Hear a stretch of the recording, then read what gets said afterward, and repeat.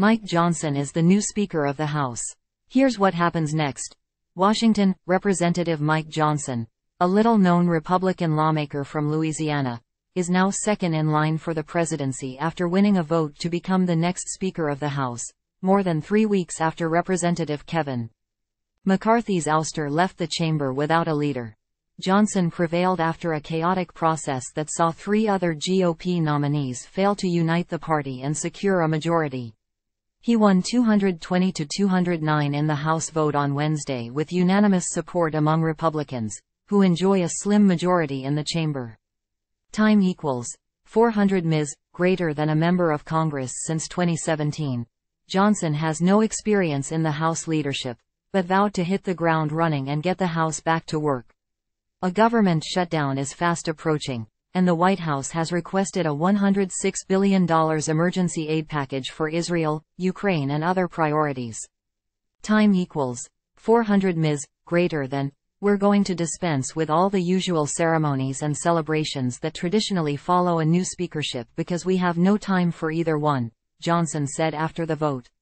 The American people's business is too urgent in this moment. The hour is late. The crisis is great.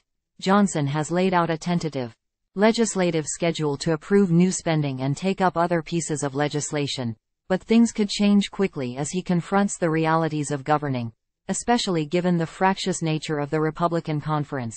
Here's what comes next, now that the House finally has a speaker. Time equals 400 Ms. greater than as Speaker of the House. Johnson will have final say over what bills make it to the floor. Funding the government past a deadline of November 17 is the most pressing item on the agenda. Johnson sent a letter to his colleagues on Monday laying out a tentative schedule for how he would approach the next several months' worth of House business.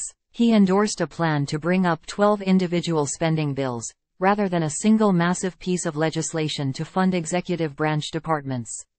The consideration of individual spending bills was one of the demands made by GOP Representative Matt Gaetz of Florida and others who rebelled against McCarthy when he endorsed a temporary extension of government funding.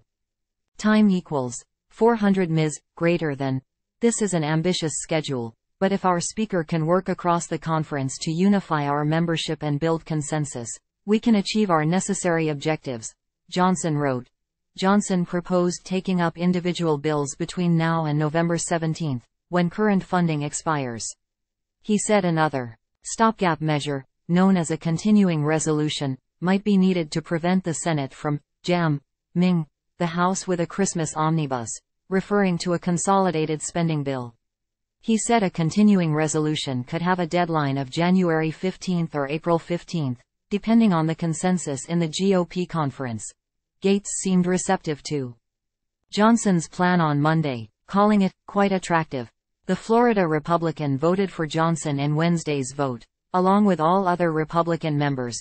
Of course, any spending bills would require passage in the Democratic-controlled Senate and President Biden's signature, and drastic Republican-backed spending cuts would be dead on arrival. Before Wednesday's vote, Johnson said he hadn't spoken with Mr. Biden yet but assumes he will, very soon. His plan envisions beginning negotiations on spending in October, and acknowledges they could continue until April. GOP Representative Scott Perry, a conservative member from Pennsylvania, said Tuesday that members will likely give Johnson some leeway on government spending bills. We're in overtime right now, right? So you don't blame the backup quarterback for the failures of the guy that just came out of the game, Perry told reporters. Johnson said his first priority would be to pass a resolution denouncing Hamas for the October 7 attacks in Israel that left more than 1,400 people dead. Israel is said to be preparing for a ground offensive in the Hamas-controlled Gaza Strip, and lawmakers have been anxious to show support for the key U.S. ally as the Speaker's fight dragged on.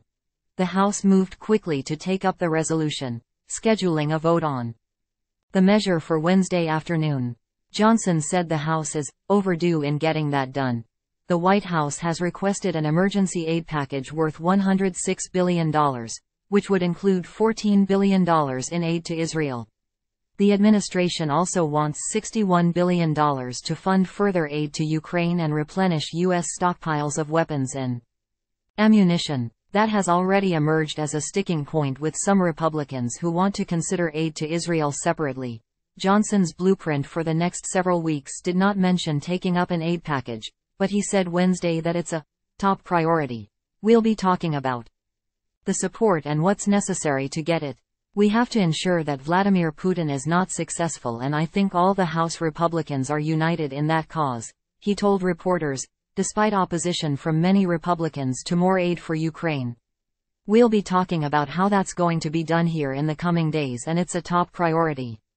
Time equals 400 ms. Greater than speaking to the chamber after his election, Johnson said the U.S. must rein in government spending and address the growing national debt, which he called the greatest threat to our national security. It's unsustainable. We have to get the country back on track. This is not going to be an easy task, and tough decisions will have to be made, but the consequences if we don't act now are unbearable, he said. Johnson said lawmakers have a duty to the American people to explain this to them so they understand it well, and we are going to establish a bipartisan debt commission to begin working on this crisis immediately. Time equals 400 ms. Greater than the new speaker did not elaborate on what the commission might specifically be tasked with, or who might be tapped to serve on it. Congress passes a package of legislation that sets policy for agricultural and food programs, known as the Farm Bill, every 5 years. The most recent package was approved in 2018 and expired September 30, though some of its provisions remain in place. According to the Department of Agriculture, work on the Farm Bill has been ongoing. The House and Senate committees on agriculture have been holding field hearings, and the Republican and Democratic leaders of those panels met with Mr. Biden in May to discuss the importance of passing the legislation this year. In his blueprint for the rest of the 118th Congress, Johnson proposed the House take up the Farm Bill in December and begin negotiations with the Senate as soon as possible, following action by the upper chamber. In July, the House passed its version of the must-pass defense policy bill, which included a number of conservative policy priorities on abortion, health coverage for transgender service members, and diversity, equity and inclusion programs. The legislation, titled the National Defense Authorization Act, typically earns wide bipartisan support and has passed Congress each year for more than 6 decades. But the House bill won approval in a near-party line vote of 219 to 210. 4 Republicans voted against the bill, while 4 Democrats voted for it. The Senate passed its own version shortly after the House acted, and members from both chambers are now working to reconcile the 2 versions and craft a consensus bill. Time equals 400 ms. Greater than in his proposed schedule for the current Congress. Johnson said passing the final version of the NDAA would take place in December. McCarthy announced in September that he would be opening a formal impeachment inquiry into Mr. Biden focused on allegations that he benefited financially from his family members' foreign business dealings. Republicans have presented no direct evidence of wrongdoing by the president since they began looking into the Biden family's overseas work after taking control of the House in January.